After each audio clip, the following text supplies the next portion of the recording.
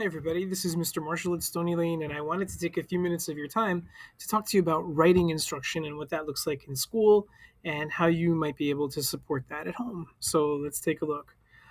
Here's some important information. The national standards on writing instruction tend to talk about writing in three main structures. And so all the units that we teach within Writing Workshop, and even if schools don't teach Writing Workshop, but they teach something in writing, tend to categorize writing into one of these three major groups. The first one is narrative. Narrative is just a word that means story. That means something that's events that are based on a sequence of events that happen in order. um, Narrative doesn't necessarily mean fiction because we can also tell true stories about things that have happened to us. So, narrative can be true or made up, but it's always about a sequence of events happening right after each other. Okay. Um, Informational writing is the type of writing that teaches something. That's sort of like nonfiction, and we begin teaching informational and narrative from a very, very young age. Informational writing is writing that teaches you something. And finally, we have opinion, and opinion writing is really anything that makes the reader understand a writer's opinion about something, makes the reader either believe or understand the writer's beliefs. Okay.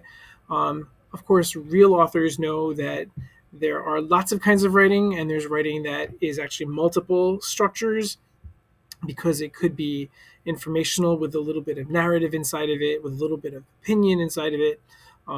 These are the structures that we use in education to make sure that we're teaching many of the right skills that we need for students to be able to grow as writers.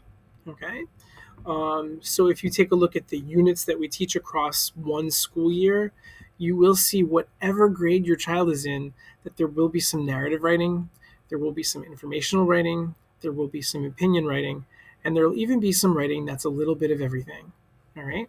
Um, all writing instruction tends to revolve around five main qualities that we're always trying to teach. We're always trying to teach toward these, no matter what grade our students are in, no matter what kind of writing we're working on. Okay, we're always trying to teach toward content. That means that we want to be able to teach children how to independently come up with ideas for their writing. But not just to come up with ideas, but to come up with things that matter, things that are focused, things that are significant to them. Okay, things that will matter to their audience as well. Um, so we typically don't tell students to write about a certain topic because then that enables them to be dependent on us to always come up with the topic. We want children to be able to come up with topics for their writing on their own on a rainy Saturday or on a day in July or August when they're not with us. So usually you'll hear that we teach kids ways to come up with ideas, but we don't tell them what ideas they should write about. Second, we have the idea of elaboration. Elaboration is just a really, really sophisticated way to say details. And I know that when I was young, the teachers would say, add more detail, add more detail, add more detail. But they weren't very detailed in what they meant by details. So sometimes what happens when we do that is we end up with students writing details that make the actual piece actually worse. So what we try to do is we try to be pretty specific in how a writer can elaborate on their writing. So, for example, in narrative, when we're writing a story of things that are happening in order, we try and tell children not to just have actions following each other, action, action, action, action, but to also include the thoughts and feelings that someone might have had, or to include dialogue, or to include information about setting. And of course, this happens at different with different amounts as students get older. So elaboration happens that way in narrative and in other ways in the other types of writing. Structure is the way that a piece of writing is organized. So in narrative, it's organized by time. First this happens, then this happens, then this happens. In the others, they're organized differently. So in opinion, it's organized by a thesis and then supporting details. In information, it's categorized by the topic. So if I'm writing an informational piece about a spider, I might have a part that's about the spider's body. I might have a part about the spider's habitat. I might have a part about the spider's diet. And it's important for students to know which part of the writing each detail belongs in. Okay. The fourth one is voice. And voice is really the ability for every writer to come up with his or her own style, right? And we learn about voice by studying other writers. We learn about voice by just exploring and playing with our writing to see who we are as writers. And finally, we have convention. Convention is about spelling and grammar and punctuation, but it's not just about are we doing those things correctly. It is about that too, but it's also about how are we manipulating those conventions to enhance our meaning, to really say what we want to say, to make our readers feel what we want them to feel. For example, we could use three very short sentences to say something and make one point, or we could combine them into one long, beautiful sentence that will just change the feeling of what we're trying to say. So it's not just about being right or wrong, there's lots of shades of gray in between. We try to teach these 5 things with a sense of balance. So we're not always just teaching toward convention. We're not just always teaching toward structure. We're trying to teach all 5 of these. And if we don't teach all 5 of them, our children are going to grow up with a very big misunderstanding about what writing really is. And our goal is to make them into writers that want to write their whole life. So, um, so we use something called a writing workshop method of instruction that many schools use. And it's got a typical structure, a predictable structure that we follow each and every day. No matter what grade your child is in, we always begin with something called the mini lesson.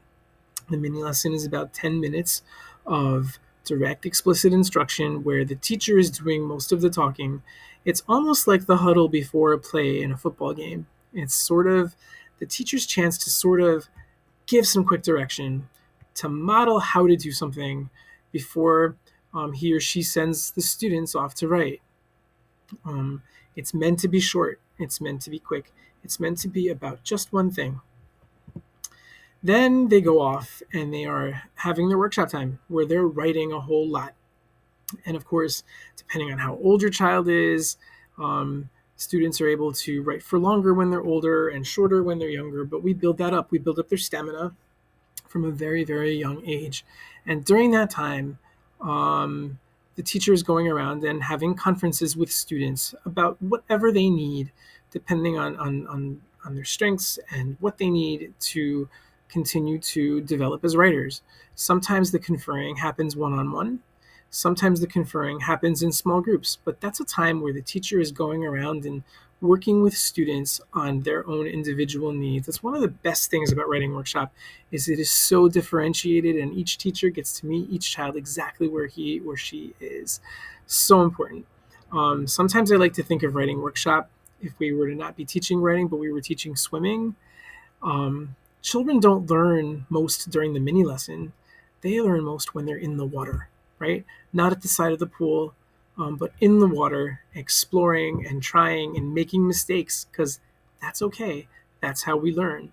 And the same thing is true in writing, right? So this is the biggest chunk of time of writing instruction each day. It's the workshop time and the conferring.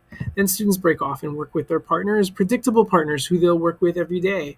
And they'll have conversations with their partners about what they were working on and how they were trying. They'll show each other their work. And they become very reflective with these partners, and their partners help to hold them accountable to each other. Okay? Because they'll be checking in with the same person every day, and they'll say, well, what were you working on today? And they'll have to have something to share with their partner. And finally, at the end, we have something called the teaching share, and that's where the entire class gathers together one last time to sort of recap what they learned that day. And sometimes during that part of the day, the teacher will ask 1 or 2 students to share some of their work, to talk about what it is that they learned that day. All right. Finally, a couple of other things about writing workshop. We also have a different part of the day called word study, And word study is where students get to practice some of the skills that help them spell better, that help them grow their vocabulary, that help them think about the way that words are put together so they can use them effectively in their writing. In kindergarten and in first grade, we have a separate part of the day called interactive writing. And during interactive writing, something that happens is that the students will write something together. It's a time of day when kindergartners and first graders get to practice some of those skills that they learn in word study about how we put words together, but it always has to have some sort of meaning. For example, in an interactive writing lesson, something that happens is the class will make a sign or a poster um, that has a really authentic purpose. Okay. We don't do any sort of writing that's just silly. We don't do any sort of writing that is just busy work. There's always a bigger purpose behind what we write. In kindergarten through second grade, since children are developing and growing so fast, it's hard to ever imagine that a class of kindergartners is all just the same in their ability to write. And so we need to use different kinds of paper, and some of the paper has bigger space for a picture, and some of it has smaller space for a picture and more space for words. And so we ask students to pick the kind of writing that makes them feel strong as a writer, that they'll be able to write a long time on. So that's part of what we do in kindergarten through second grade. And when students get to third grade, it's sort of a rite of passage that they start using a very important tool to grow their ideas called a writer's notebook. Um, and that's something that you'll start to see in third grade. Um, Finally, we always remember that we're trying to write for an authentic audience. That means that we publish our writing and we share it with each other because that's the purpose of it. We don't just write in order to get a grade, we don't just write to make the teacher happy. We write so that others will read what we have to say and and enjoy it and learn about us and learn about topics that we write about in informational writing or to learn what we believe in opinion writing. So those are some important things about what we do in school in the area of writing. We hope that you enjoy this and you will get to be the co-authors with us of the development of your children as lifelong writers. Thank you, and I'll see you next time.